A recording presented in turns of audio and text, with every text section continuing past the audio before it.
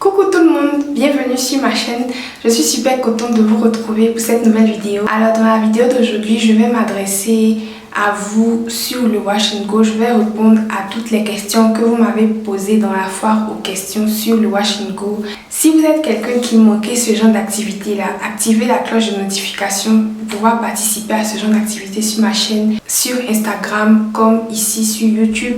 Et en fait la raison pour laquelle j'ai décidé de faire cette FAQ là, c'est parce que j'ai décidé de passer totalement au Wash & Go. Ça fait un bon moment. Et avant j'étais quelqu'un qui faisait les twist out, les braid out, les button out, et je partageais toutes ces choses là avec vous parce que ça me plaît de partager les expériences capillaires que je fais avec vous. Et maintenant je suis passée full au Wash & Go comme coiffure de tous les jours. C'est quelque chose que je fais tout le temps. C'est une coiffure mais c'est un lifestyle capillaire aussi, donc c'est dans ça que je suis maintenant. Et si vous suivez quand même ma chaîne régulièrement, vous avez vu que j'ai parlé de ça un peu ça et là dans mes vidéos précédentes. J'ai essayé de faire plusieurs petites vidéos sur le sujet pour vous donner les infos comme je pouvais, mais j'ai décidé quand même de faire cette FAQ là pour les nouveaux et aussi pour les anciens, les gens qui ont des idées reçues sur le Wash & Go mais qui sont intéressés par la chose. J'ai décidé de vous donner le micro pour me poser toutes les questions que vous pouvez sur le sujet et je vais vous donner toutes les réponses que je peux sur le sujet. Alors la première question que personne ne m'a posée mais à laquelle j'aimerais répondre quand même parce que je pense que c'est important, c'est qu'est-ce que le Wash & Go? Alors le Wash & Go, c'est le fait de se laver les cheveux et puis de ne pas les manipuler après, genre les laver et puis les sécher. Donc le Wash & Go là, n'importe quelle texture peut faire ça. Cheveux lisses, cheveux raides, cheveux défrisés, cheveux crépus. La raison pour laquelle dans le cas des cheveux crépus ça donne des boucles, c'est parce que les cheveux crépus sont naturellement bouclés. Si une fille aux cheveux défrisés ou bien aux cheveux raides fait le Wash & Go, ses cheveux seront raides à la fin parce que c'est la nature de ses cheveux. Coucou Mélissa, quelle technique doit-on utiliser pour éviter les frisottis sur le Wash & Go? Merci. Ok, merci pour ta question. Et ce que j'ai remarqué qui m'a aidé à calmer, à gérer les frisottis, c'est le fait de ne pas peigner mes cheveux au moment de l'application des produits coiffants. Quand tu vas appliquer ton démêlant après ton shampoing, là tu peux peut-être peigner tes cheveux avec un peigne à l'âge d'homme ou bien une brosse, ou bien peigner tes cheveux avant même le lavage, mais pas après avoir appliqué tes produits coiffants, parce que le peigne sépare les brins de cheveux, donc le peigne va faire friser tes cheveux et tu n'as pas besoin de ça au moment de l'application de tes produits coiffants. Et le fait aussi de peigner les cheveux pendant l'application des produits coiffants là, ça ventile les cheveux. Genre ça fait qu'il y a de l'air qui rentre dans les cheveux, donc c'est un air dont on n'a pas besoin en fait, qui va faire pouffer tes cheveux et qui va faire friser tes cheveux plus rapidement. Je sais pas si tu vois ce que je veux dire. Donc le fait de peigner là, ça fait qu'il y a l'air qui rentre aussi dans l'application de tes produits et ça t'arrange pas. Donc je ne vous conseille pas d'utiliser, que ce soit brosse, peigne, n'importe quel outil démêlant que tes doigts là. Je ne te conseille pas d'utiliser ça au moment de l'application de tes leave-in, crème, gel. En tout cas les sélants qui sont après le lavage, je ne te conseille pas de peigner, de mettre un peigne là-bas. Parce que ça va séparer les brins de cheveux et ça va créer des frisottis, pas de la définition. Une autre astuce aussi que j'utilise dans mes Wash & Go au quotidien pour pouvoir limiter les frisottis, c'est l'application d'un gel qui est à forte tenue. Donc un gel qui tient bien, qui a une fixation forte mais qui ne contient pas d'alcool, parce que l'alcool en fait ce que ça fait c'est que ça déshydrate les cheveux. Si tu prends l'alcool et puis tu mets ça sur un coton et puis tu prends de l'eau et puis tu mets ça sur un coton, tu vas voir que le coton qui a l'alcool là va sécher vraiment vite parce que l'alcool est volatile, volage. C'est solvant, je ne sais pas comment vous expliquer ça, mais c'est vrai que c'est liquide, mais c'est quelque chose qui est déshydratant. Donc, je ne vous conseille pas d'utiliser un gel qui contient de l'alcool, même si c'est fixation forte comme on commande. Utilisez des gels plutôt qui ont fixation forte, mais qui ne contiennent pas d'alcool. Comme ça limite tes frisottis, ça plaque les cheveux là, l'un sur l'autre, donc il n'y a pas trop de frisottis, ça c'est un. Et puis de deux, le fait que ça ne contient pas d'alcool asséchant, alcool d'ENA, vous devez regarder votre gel là. Regarde la composition de ton gel. Il y a alcool d'ENA là-bas, même alcool 90 degrés, alcool brûlé, tout ça là. Non, on ne veut pas ça dans nos produits capillaires parce qu'on a les cheveux qui se déshydratent facilement. Donc les choses qui déshydratent les choses là, on ne veut pas ça. On veut les choses nourrissantes, qui couvrent, qui soignent, tu vois, non. Pas des choses agressives. Donc pas d'alcool dans vos gels quand vous faites un wash and go. Le gel, je sais qu'on l'a beaucoup démonisé. Même quand moi j'avais les cheveux défrisés là, j'aimais pas qu'on mette beaucoup de gel sur mes cheveux. On a toujours vu ça comme quelque chose de mauvais qui casse les cheveux, qui assèche les cheveux. Ça peut être le cas, comme j'ai dit, avec surtout les gels qui ont de l'alcool. Même avec gel sans alcool là, ça peut être le cas si tu mets le gel dans tes cheveux puis tu sais pas tenir tes cheveux après, genre tu viens et puis tu peignes tes cheveux. Ça peut être quelque chose qui va casser tes cheveux, tu vois. Donc, quand on a le gel aussi dans ses cheveux, il y a les comportements à ne juste pas avoir, même si c'est gel sans alcool. Mais le gel va t'aider quand même à bien calmer les frisottis plus qu'une crème ou bien juste un leave-in conditioner ou bien juste une huile. Et une autre astuce aussi que j'ai remarqué qui fait que mon résultat de wash and go n'est pas trop frisé, c'est que je sèche les cheveux rapidement. Donc, par exemple, le wash and go là, avant quand je le faisais, souvent, tellement je ne veux pas sécher ça avec un sèche-cheveux là, au moment d'aller dormir, les cheveux sont comme mouillés, tu vois, non? Et je voulais me coucher avec comme ça, mouillé comme ça, et puis le lendemain, c'est pas encore sec. Et ça, ce que ça fait en fait, c'est que ça donne le temps à tes boucles de friser parce qu'elles sont mouillées et fragiles. Quand tu sèches là, c'est un peu comme quand tu fais un pot avec de l'argile et puis tu cuis ça, tu vois, le pot est fort maintenant, on peut l'utiliser pour faire des choses. Mais quand c'est encore à son état pâteux, là, si tu fais ton doigt comme ça peut créer un trou dedans. Je ne sais pas si vous voyez ce que je veux dire. Ou bien quand on met le vernis sur les meubles en bois, là, ça n'a pas encore fini de sécher et puis tu commences à toucher. Tes empreintes vont rester dessus en séchant en fait. C'est un peu ce qui se passe avec les cheveux quand tu ne les laisses pas sécher et puis tu commences à les manipuler, les toucher, te coucher dessus, ça gonfle, ça frise et donc faut sécher les cheveux rapidement après ton wash and go. Ce que je fais, c'est que j'utilise le sèche-cheveux. Si je n'ai pas le temps pour sécher mes cheveux immédiatement après mon lavage, ça c'est autre chose. Je vais sortir comme ça et puis ça va sécher peut-être au dehors avec l'air du dehors. Et puis peut-être quand je vais venir, si c'est pas encore sec, je vais passer rapidement le sèche-cheveux. Mais la plupart du temps, quand je finis, dans les 3 heures qui suivent là, je m'arrange à sécher mes cheveux. Après sélage, faut pas trop durer, laisser le vent trop mélanger tes cheveux avant de congeler ça en place avec le sèche-cheveux. Je fais une routine wash and go depuis maintenant 1 an et j'ai l'impression de stagner en longueur. Il se casse au démêlage. Quelles sont tes astuces pour retenir de la longueur? Le wash and go, c'est quelque chose qui ne requiert pas de tresse, coiffure protectrice, quoi après ton lavage. Toi qui laisses tes cheveux lâcher comme ça, tu as intérêt à ce que tes cheveux soient bien entretenus, bien protégés avant d'être lâchés. Le sélage, c'est quelque chose qui est très important dans une routine de cheveux crépus qui veulent faire le wash and go parce que c'est sur ça que tu comptes pour protéger tes cheveux. Donc tu scelles tes cheveux avec quoi quand tu fais ton wash and go? Est-ce que ce sont des scellants qui sont adaptés à ta porosité? Est-ce que tu renouvelles le wash and go dès que ça commence à se dégrader ou bien tu attends 1 semaine que tes cheveux s'attachent jusqu'à... Parce que le fait que tes cheveux sont lâchés comme ça, là, si tu ne remédies pas à ça dès qu'il le faut, ça commence à s'attacher, ça commence à faire des nœuds.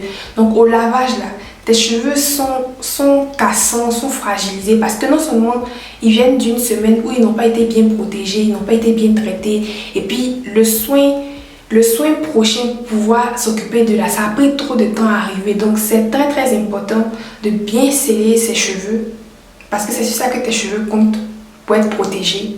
Il n'y a pas de tresse. Et aussi de renouveler le scellage dès qu'il le faut. Faut pas vouloir que ton wash and go dure 1 semaine. Wash and go là, c'est une coiffure qui est rapide parce que c'est quelque chose aussi qui te donne l'opportunité de renouveler ça de façon fréquente, de façon, tu vois, parce que c'est rapide, ça t'encourage à rentrer dans la douche, fais ça rapidement, sortir. Parce que si tu veux durer avec là, ça va commencer à garder tes cheveux. Quand tu es consistante avec le wash and go, tu vas retenir de la longueur facilement parce que tu ne donnes même pas le temps à tes cheveux de se dégrader avant d'en prendre soin. Donc toi-même, tu vas rien voir dedans, tu vas retenir de la longueur en fait. La partie où ça devient compliqué, c'est quand tu commences un wash and go et puis tu te décourages, tu laisses une semaine, 2 semaines et puis tes cheveux ont le temps de devenir secs, attachés. Et puis il y a aussi le fait de ne pas se couper les pointes.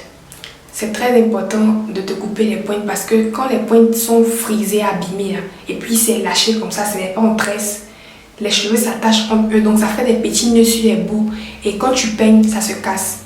Quand tu es une personne qui fait des wash and go, ça te force à prendre soin de ta texture. Parce que c'est ce que tu vas porter au dehors, non? C'est ce que tu vas laisser au dehors ici. Donc ça te force à prendre soin de ça.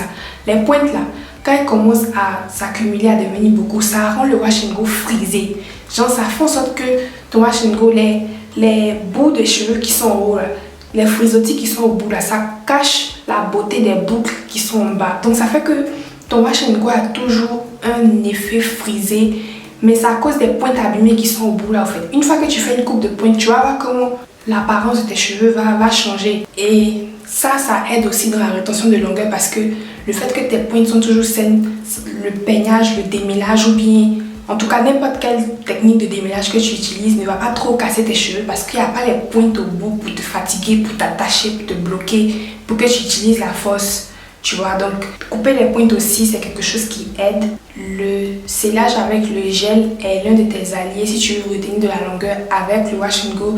Parce qu'avec le wash and go, si tu as une texture très frisée qui se déshydrate assez facilement et que tu es du style, moi je ne vais pas utiliser du gel, je veux mettre juste du leave-in. C'est possible de le faire, mais tu auras toujours une afro frisée. Et avec cet afro frisé là, plus de travail parce que pêle-mêle veut dire des mélanges compliqués, travail compliqué et c'est pour ça que je préfère wash and go là, quand je le fais je préfère choisir les options de définition pour pouvoir garder les nœuds hors de mes cheveux et puis pouvoir m'aider aussi à retenir de la longueur parce que c'est l'une des choses que je veux réussir à faire avec le wash and go. Aussi, c'est important aussi d'étirer ses cheveux quand tu pas dormi. Tu vois, c'est très tentant d'aller se coucher comme ça sur ses cheveux. Pourtant, tes cheveux sont comme ça, tes cheveux sont pas tressés, tes cheveux sont pas en twist, tes cheveux sont pas en boutonnette. Tu vas aller te coucher comme ça. Donc, ce que je te conseille de faire, c'est toujours t'assurer que malgré que tes cheveux sont lâchés, tes cheveux sont en wash and go, au moment de dormir, là, tu fais une sorte de puff et puis tu mets un foulard en satin. Pour ne pas que les cheveux là aient le temps de se frotter la nuit quand tu vas te tourner et puis s'aplatir et puis créer des nœuds inutiles qui sont vraiment là pas à cause d'un problème mais parce que ta texture est bouclée au fait. Donc il faut faire des choses qui favorisent l'ordre de tes cheveux aussi, tu vois. Donc avant de dormir, 2 petits choux foulés en satin avant de te coucher. En fonction aussi de la coiffure que tu veux porter demain. Par exemple, demain si je veux porter mes cheveux comme ça, je vais pas prendre peut-être tous mes cheveux et puis rassembler ça ici, tu vois. Je vais rassembler mes cheveux en fonction de comment je veux que mes cheveux aussi tombent demain, tu vois. Donc ça aussi c'est important de conditionner ses cheveux avant d'aller se coucher, ne pas juste se jeter comme ça sur ses cheveux pour dormir. Et le matériel qui est en contact avec tes cheveux quand tu te couches là, que ce soit un matériel qui ne déshydrate pas tes cheveux, que ce soit quelque chose de soyeux, quelque chose qui n'est pas trop absorbant. Quelque chose comme de l'organza, de la soie ou bien du satin fera l'affaire. Organza, est-ce que c'est soyeux? Bon, vous voyez ce que je veux dire. Bonjour, comment tu fais pour éviter les single strand knots? Comme j'ai dit tout de suite, c'est super important de les couper intentionnellement. Toi-même, quand tu vois que ça commence à trop déranger ton démêlage, genre ça commence à bloquer sur les bouts beaucoup là. Un jour, tu prends ton temps, tu fais une bonne coupe de pointe. J'ai plusieurs tutoriels sur ma chaîne. Comment couper ses pointes, soit avec brushing, genre tu tires tes cheveux avec le sèche-cheveux d'abord avant de couper, ou bien même avec un wash and go comme ça. Donc, il y a la technique de coupe de pointe pour tout le monde sur ma chaîne ici. Donc, je vais mettre le lien le plus récent quelque part ici dans les fiches si vous voulez voir ça. Mais couper ses pointes, c'est quelque chose qui fait partie de l'esthétique de tes cheveux. C'est quelque chose qui va te faciliter la vie, qui va rendre tes cheveux plus beaux en apparence.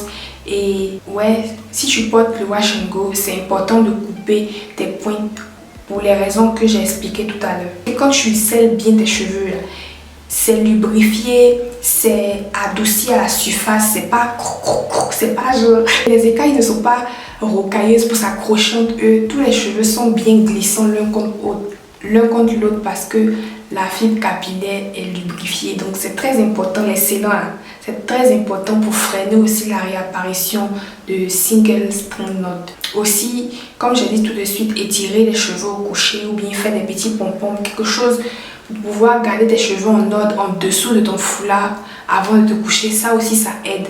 L'apparition des single strand knot là, j'ai vu que c'est plus rapide quand je me couche bada comme ça sur mes cheveux. Ça fait que les cheveux s'attachent pour rien, tu vois. Même si les pointes même se sont pas abîmées, le fait d'être couché dessus et puis de frotter ça comme peut-être une tête d'oreiller en coton, ça fait que les cheveux s'enroulent naturellement. Donc à ne pas faire. Faut étirer tes cheveux, mettre tes cheveux en ordre, faire quelque chose avant de mettre ton foulard pour te coucher. Quels sont les produits à utiliser et les bons gestes à faire pour un wash and go et dans quel ordre? Les 95% de ton effort sont dans le lavage. Wash and go. Go là, il n'y a pas d'action dedans. Go là, c'est dit tu sors de ta maison, mais de ta salle de bain, mais c'est pas quoi, tu t'en vas. Tu fais plus rien avec tes cheveux.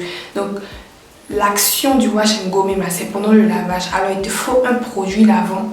Maintenant, produit lavant là, il ne faut pas que ce soit un produit lavant qui assèche trop tes cheveux. On fuit les sodium laureth sulfate, on fuit les sulfates en général, on fuit tout ça là. Mais est-ce que vous savez que l'une des choses même qui déshydrate les choses, qui est les cheveux là, l'une des choses qui déshydrate les choses, qui nettoie mais en même temps qui déshydrate là, c'est le sodium qui est devant aussi. Genre le sodium là, c'est une base aussi, tu vois. Du coup, ça aussi là, c'est quelque chose qui peut vraiment assécher tes cheveux. Si par exemple tu penses que non, moi j'utilise du savon noir, donc c'est trop naturel, ça assèche tes cheveux aussi. Savon noir, c'est savon, il y a une base. Donc ça aussi, ça assèche les cheveux. Donc assurez-vous que tout lavant que tu utilises là, ça n'assèche pas tes cheveux. Ou bien si c'est quelque chose qui est asséchant, c'est-à-dire que c'est ça seulement que tu as sous la main, après ça, tu fais suivre ça d'un traitement conditionnant. La personne qui a fabriqué le shampoing, lui-même qui a fait des fesses, elle a fabriqué après shampoing à côté pour avec. Après shampoing, conditionneur, démêlant, tout ça là, c'est la même chose, tu vois. Donc le fait de suivre ton lavage détergent avec le conditionneur, c'est déjà bien. Maintenant, tu peux utiliser un lavant, un produit détergent qui contient des agents conditionnants. C'est-à-dire qu'en même temps que ça lave, là, en même temps que genre, ça garde tes cheveux souples, ça n'agresse pas trop tes cheveux et ça a des agents conditionnants dedans pour que pendant que tu es en train de laver tes cheveux, ça conditionne tes cheveux. C'est ça les crèmes lavantes. Et je vous en ai parlé plusieurs fois sur ma chaîne ici des crèmes lavantes et c'est une alternative qui m'a beaucoup aidé et qui continue de beaucoup m'aider dans ma routine capillaire de wash and go. Et donc comme j'ai dit, si vous n'avez pas accès à cette option là, vous pouvez toujours faire votre lavage avec votre shampoing ou bien savon. Mais si c'est un produit surfactant, si c'est un produit qui mousse, faites toujours suivre ça d'un produit conditionnant pour pouvoir adoucir et puis assouplir vos cheveux, remettre les cheveux à leur place. Et la troisième option qui s'offre à vous, c'est l'option du co-wash, genre laver ses cheveux directement avec le conditionneur sans passer par le shampoing ou bien le savon, ou bien quel que soit ce que vous utilisez. Et donc j'ai parlé en détail de toutes ces méthodes de lavage là sur mon blog. Je vais mettre le lien de l'article dans les fiches pour vous, pour que vous puissiez lire ça à tête reposée après si vous voulez. Mais en tout cas, il y a toutes ces options de lavage là. Voyez ce qui laisse vos cheveux le plus doux possible et utilisez ça. Moi par exemple, ce que je fais, c'est que je fais des co-wash genre chaque 3 jours, chaque 4 jours si besoin. Et pour les lavages de une fois par semaine ou bien chaque 10 jours ou bien une fois chaque 2 semaines, là je vais utiliser du shampoing d'abord, ensuite l'après-shampoing. Donc voyez les options de lavage qui vont avec vous, qui vont avec votre programme, le temps même que vous avez à accorder à vos cheveux et tout ça. Si vous êtes quelqu'un qui est dispo pour pouvoir laver ses cheveux chaque 2 jours, tu n'auras pas besoin d'utiliser du shampoing chaque 2 jours. Donc tu seras peut-être quelqu'un qui va tomber dans la catégorie de ceux qui font co-wash peut-être chaque 2 jours pour renouveler le wash and go. Alors le premier produit le plus important dans un wash and go, c'est le produit que tu vas prendre pour laver tes cheveux. Ce produit-là va te permettre d'enlever les produits du wash and go précédent. Ce produit-là va te permettre de pouvoir, comme j'ai dit, conditionner, assouplir. Ce lavage-là va te permettre de sortir de là avec les cheveux assouplis, quel que soit ce que tu as fait pour laver tes cheveux. que tu aies lavé tes cheveux avec shampoing, conditioner, crème lavante ou bien conditioner seulement, à la fin du lavage, tu vas sortir avec les cheveux conditionnés, adoucis. Donc ça, c'est l'une des choses pour lesquelles on mise à fond sur le lavage dans le wash and go, parce que c'est une étape non seulement qui nettoie les cheveux pour les rendre prêts à recevoir à nouveau les sélums sans causer de build-up, et par la même occasion, ça hydrate tes cheveux, ça envoie du conditionnement, de l'eau en abondance à tes cheveux, et ça permet à ta texture de garder une certaine douceur, une certaine souplesse. Donc le lavant est important. Maintenant, quand tu sors du lavage avec les cheveux conditionnés, en fonction de ta porosité, tu vas devoir utiliser quelque chose pour sceller l'hydratation de tes cheveux. Donc c'est dans ce sens-là que les scellants vont intervenir pour pouvoir permettre à tes cheveux de rester souples et dans la condition que tu veux pendant plus longtemps après ton lavage. Alors j'ai fait une vidéo spécifique sur le scellage où j'ai détaillé quels sont tous les groupes de scellants et quels scellants choisir en fonction de ta porosité, quels sont les scellants qui sont à ta disposition. Tout ça là, j'ai fait une vidéo spécifiquement sur le scellage que je vais mettre dans les fiches pour que vous puissiez voir ça. Mais le scellage, en fait, c'est ce qui fait intervenir les leave-in, les gels, et comme j'ai dit, c'est pas tout ça là qui va venir créer tes boucles. Tes boucles sont déjà là, et le fait de mettre un leave-in conditioner par exemple, c'est pour que tes cheveux restent souples et doux plus longtemps après le lavage. Et le fait de mettre un gel, c'est pour, par exemple, non seulement raffermir tes boucles naturelles, les rendre plus solides et puis les rendre plus épaisses et puis les rendre plus allongées et les faire durer plus longtemps. Donc il y aura par exemple du gel, il y aura par exemple une crème coiffante pour avoir hydratation et puis définition en même temps à la fois. Alors les scellants qu'on choisit après là, c'est pour pouvoir faire durer le résultat que le lavage nous a donné. Pour une texture qui n'a pas besoin de ça, il y a les filles, quand elles finissent de laver leurs cheveux, shampoing après shampoing, le leave-in même que tu vas voir qu'elle va appliquer, c'est juste un spray.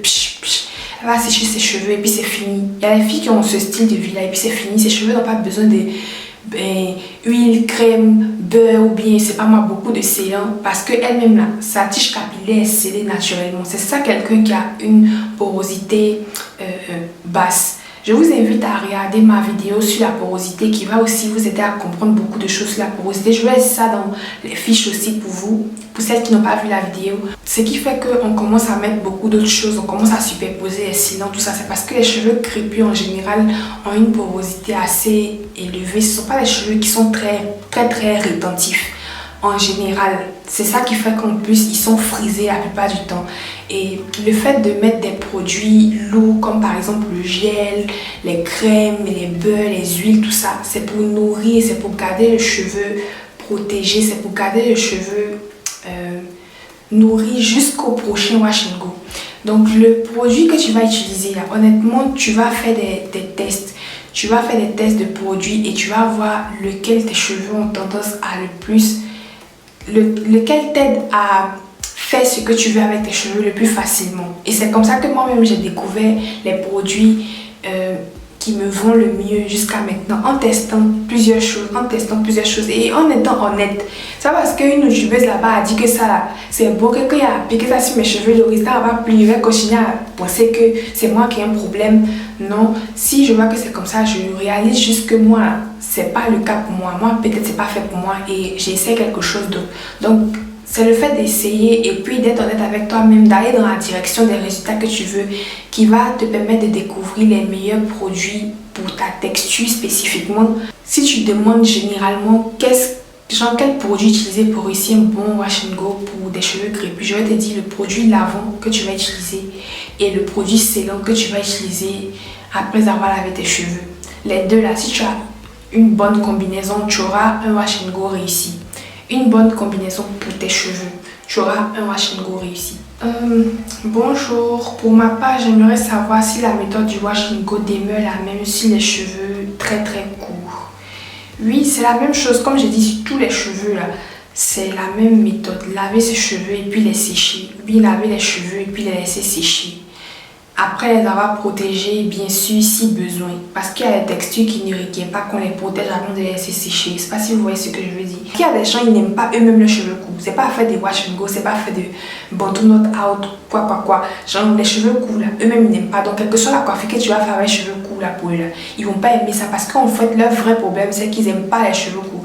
Donc, à toi de voir si toi-même tu es quelqu'un qui aime porter tes cheveux courts d'abord. Et puis, essaie de wash and go. Si le look te plaît, tu gardes ça. Si ça te plaît pas là, tu peux faire quelque chose d'autre. Mais le wash and go, c'est une coiffure qui est pour tous les cheveux. Genre, c'est vraiment quelque chose qui veut dire laver ses cheveux et s'en aller et les laisser sécher.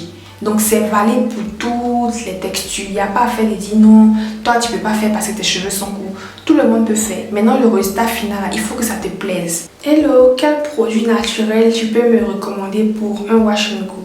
Alors pour laver tes cheveux, tu peux utiliser des options naturelles comme les bicarbonates de soude dilué dans de l'eau, ou bien vinaigre de cidre dilué dans de l'eau, ou bien rassoul, les argiles. Tu peux utiliser ces options-là, c'est ce que moi je connais, avec une routine comme le wash and go qui dépend beaucoup du conditionnement, qui requiert beaucoup de conditionnement pour notre texture. Et ce sont des options de lavage qui ne sont pas très conditionnantes. Donc je ne sais pas si c'est quelque chose qui est vraiment effectif pour la question du wash and go, mais il y a ces options là pour le lavage. Et pour le scellage, il y a beaucoup d'autres options comme le beurre de karité, même les gels là, il y a les gels végétaux, il y a les gombos, il y a les laits. Si tu es fine avec, si tu n'as pas de problème avec quoi, moi je trouve pas c'est esthétique. C'est pour ça que vous me voyez faire plus ce genre de choses là, mais si c'est ça qui t'intéresse là, tu peux essayer et puis si le résultat te plaît, tu peux garder ça. Donc il y a les options de gel végétaux, même il y a un gel végétal même qui n'est pas à base de gombo, ni d'aloe vera, ni de lin. Ça s'appelle comment? Ça s'appelle xanthan gum. Je pense qu'avec xanthan gum, vous pouvez utiliser ça. Je pense qu'il y a une façon, n'est-ce pas, si on mélange ça avec de l'eau et puis ça fait du gel aussi que certaines personnes utilisent comme gel. Donc il y a plusieurs options végétales, naturelles. Moi je suis pas trop forte dedans, je peux pas trop te renseigner dedans parce que c'est quelque chose qui moi-même dans ma vraie vie ça m'intéresse pas trop, tu vois. Donc c'est tout ce que je peux te dire sur le sujet. Et puis je sais pas aussi si c'est adéquat pour une routine comme le wash and go, honnêtement. Ma question est la suivante: quels sont les bons produits facilement accessibles en Côte d'Ivoire pour avoir un bon wash and go? En fait, je suis un peu indécise, je suis un peu incertaine parce qu'il y a longtemps que j'ai pas acheté de produits capillaires en Côte d'Ivoire. Donc je sais même pas actuellement qu'est-ce qui est là, qu'est-ce qui n'est pas là.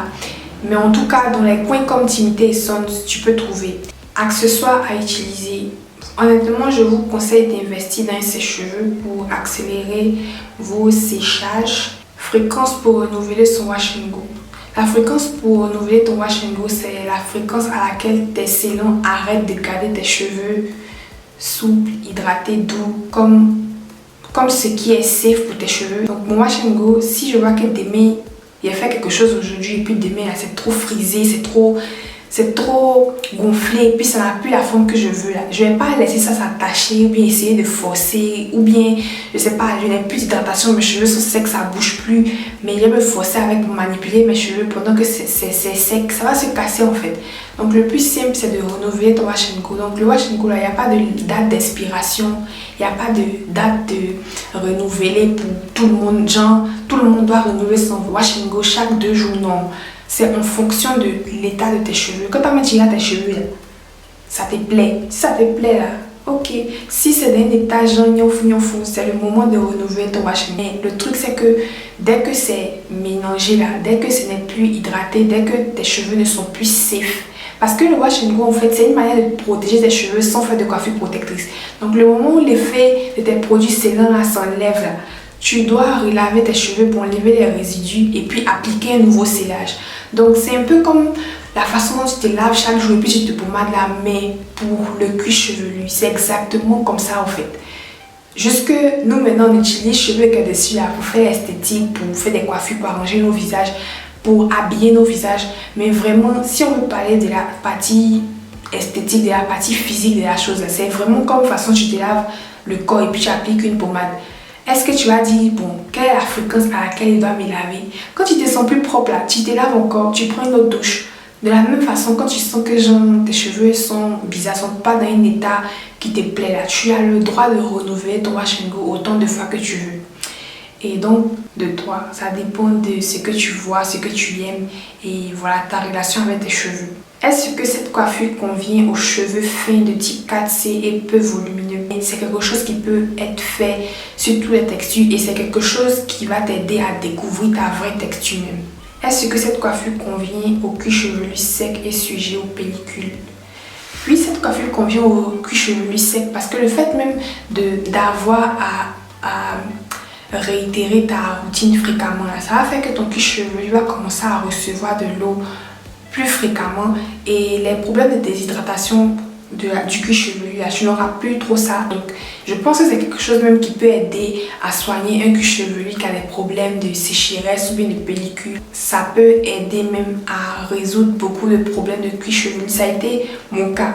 Moi, avant, là, cette partie de ma tête, ça me grattait, ça me faisait mal et j'avais toutes sortes de problèmes ici. Cette partie-là, j'ai pu me voir en train de gratter ça fort, beaucoup pour rien comme ça, tu vois. C'est beaucoup plus calme et je pense que le fait d'être passé au wash and go, là, ça a soigné beaucoup de mes problèmes de cuir chevelu. Et combien de temps met un wash and go pour sécher? Est-ce que ça va dépendre de la porosité du cheveu? Ça dépend des produits que tu as utilisés. Ça dépend de où tes cheveux seront après avoir utilisé ces produits. Est-ce que tu es dans un endroit fermé ou bien est-ce que tu es dehors dans un endroit où il y a beaucoup d'air, tu vois, genre à beaucoup de ventilation ou bien voilà, il y a beaucoup de choses qui peuvent rentrer en compte dans comment les cheveux sèchent. Voilà, donc c'est à cause de tout ça que moi, pour couper court, je sèche mes cheveux avec mon sèche-cheveux et ça me prend en moyenne 30 minutes pour sécher toute ma tête avec le sèche-cheveux. Question suivante qui est revenue beaucoup de fois. Bonjour, comment améliorer la tenue de son wash and go? Je voudrais savoir quels produits utiliser, les gestes et comment les entretenir pour les garder longtemps. Moi, je suis en Afrique. Coucou, je demande comment faire tenir un wash and go longtemps. Et la réponse que je vais vous donner, c'est qu'un wash and go là, c'est pas censé durer d'abord. C'est pas une coiffure que tu dois viser à faire durer. Parce que quand tu vises à la faire durer là, tu commences à mettre tes cheveux en danger. Parce que c'est comme une coiffure qui protège tes cheveux pendant un moment. Quand la protection s'enlève, tu laves tes cheveux, tu remets. Quand ça finit, tu laves tes cheveux, tu remets. Je ne sais pas si tu vois ce que je veux dire. C'est comme un maintien, une réparation de tes cheveux. Donc le moment où tu commences à vouloir qu'un wash and go n'a qu'à durer là, plus que son temps qu'il a fait là, qu'il doit faire là, tu commences à mettre tes cheveux en danger. Par exemple, si toi, ta porosité, toi, ton style de vie et puis toi, ta façon de sceller tes cheveux, garde tes cheveux doux et puis scellés et puis pas compromis pendant 3 jours. Et puis toi, tu veux que ton wash and go n'a qu'à durer 5 jours. Tu peux pas en fait. Après 3 jours là, tu dois renouveler ton wash and go. Et puis le fait de renouveler ton wash and go dans les 3 jours dans lesquels ça s'est gâté, ça va faire que tu n'auras pas trop de travail. Comparé à si tu laisses ça comme ça jusqu'à une semaine, ça aura le temps de s'attacher. Donc maintenant quand tu vas vouloir refaire ton wash and go, ça sera beaucoup plus de travail. Tu vas trouver que le wash and go là, c'est trop dur. Et puis c'est quelque chose qui met la vie de tes cheveux en danger. Parce que tu ne prends pas soin à temps. Dès qu'il le faut là, il faut que tu prennes soin. C'est comme ça qu'on gagne du wash and go. Et c'est aussi pour ça que le wash and go, c'est quelque chose qui est pour les gens qui sont paresseux avec leurs cheveux. Parce que plus tu fais des soins rapprochés, plus tu n'as pas beaucoup d'efforts à fournir. Plus tu espaces, plus tu as beaucoup d'efforts à fournir. Donc c'est quelque chose que je ne vous conseille pas de vouloir étirer. Si ça dure comme ça, ok. Si genre pendant une semaine, ton wash and go est bien, tu as trouvé une technique pour pouvoir garder ton wash and go, tes cheveux en bonne santé, bien lubrifiés, bien vibrants comme tu aimes pour ton look pendant une semaine, là, continue de faire ça.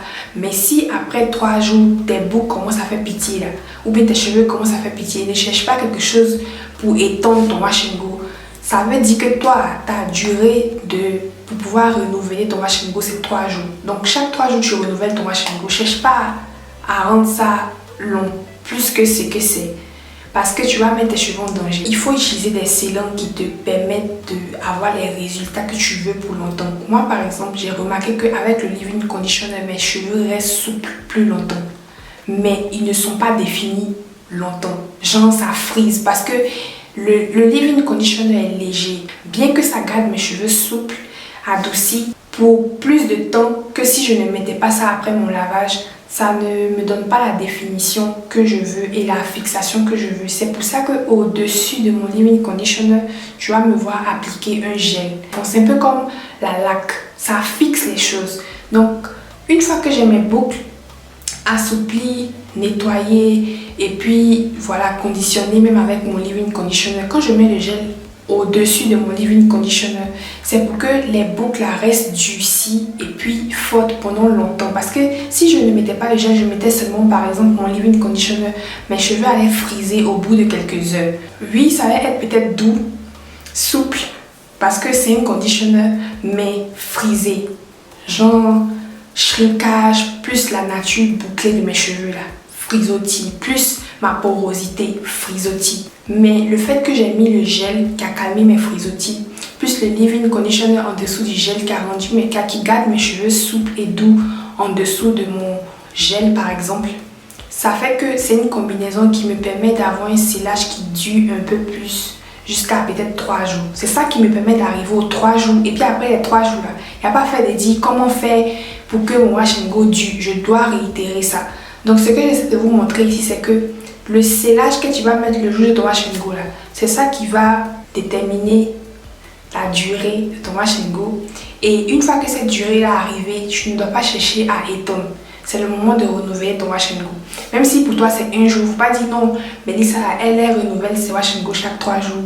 Donc moi aussi je dois faire ça. Si toi tes cheveux sont déshydratés secs après une journée, là, le soir quand tu renouvelles ta chose tranquillement, tu sèches tes cheveux, tu passes dormir. C'est un mindset, c'est un style de vie qui est censé libérer ton mindset, qui est censé te libérer dans la tête par rapport à tes cheveux. Fais ce que tu veux de tes cheveux, quand tu veux de tes cheveux. Donc pour la question de comment faire durer son wash and go, vous pouvez utiliser des scellants qui fixent bien vos cheveux comme le gel, un gel à fixation forte. Si tu veux, il faut chercher à étendre tes twists out, braid out, tout ça là. Parce que les twists et puis les braids sont là pour protéger tes cheveux de la casse. Mais wash and go là, faut pas chercher à étirer ça parce que tes cheveux sont dehors et vulnérables. Donc dès qu'ils ont besoin, dès que tu les soignes, c'est un peu comme ça que ça fonctionne. J'espère que vous avez bien compris tout ce que j'ai dit et que ça va vous aider à avoir une idée plus claire, plus simple sur le wash and go. Si vous avez d'autres questions, n'hésitez pas à les mettre en commentaire. Et puis, peut-être qu'on va faire une deuxième FAQ wash and go s'il y a encore beaucoup de questions. Mais sinon, je crois que c'est tout pour aujourd'hui. Merci beaucoup encore d'avoir posé des questions. Et j'espère que ces réponses vous ont été utiles. Et on se retrouve dans la prochaine vidéo. Bisous!